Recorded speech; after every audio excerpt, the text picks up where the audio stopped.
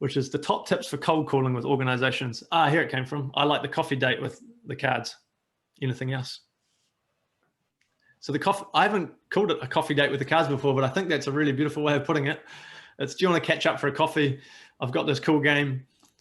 And we'll have a play with it, similar to how you talked about it, Richard, via emails. Well, I didn't have a chance to prep for this question, so I was then just quickly racking my brain for, I'm allergic to the idea of a cold call for a start.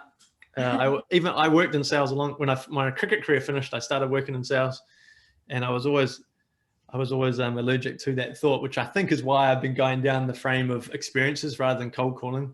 Yeah. In my general approach to it. But I wouldn't underestimate or discount the impact that coffee date idea can have.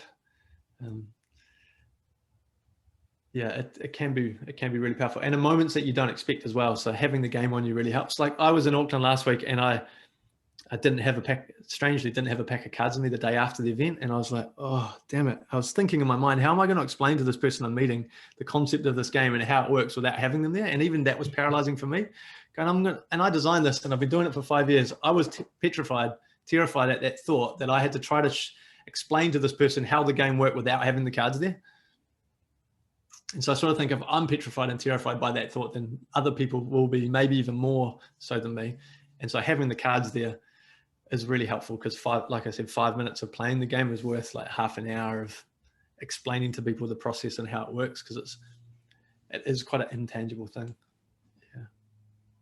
So like you said, hopefully some of those other things have given you some ideas about how you could go about it. Another thing, I don't know if I've talked to anybody about this in this group here, but I had an experience recently with a leader here in Wellington, head of a sales team actually, and we caught up for a coffee, and I ended up taking him through the game, the weekly retro, and then I got him to pick his top 5 or top 3 for each, and then prompted him saying, imagine if you did this with your team. And then at the end of that coffee, I said, he wants to do a session. He's going to do one with Lottie actually early next year. And then he said, I challenged him to then go away and pick one person in his team to have a play with. So I gave him a pack of cards, lent him a pack of cards, and said, now that I've taken you through it, why don't you pick the most engaged person in your team and find them and ask them to help you test it? And then run them through, get into the top 5, and then send me an email back and let me know how it went, what you learned. Because what I then said to him was, then when you go and run the workshop, you'll have one person in your team who's a bit of an ally because they've gone through the first bit with you. So when it comes to the team workshop, you know the game because you've experienced it. The person you've chosen know the game because they've helped you test it before you run it. And it just changes the dynamic of the workshop because 2 people are aware of what's going on. So thinking about post-coffee date catch-ups with the game, I think is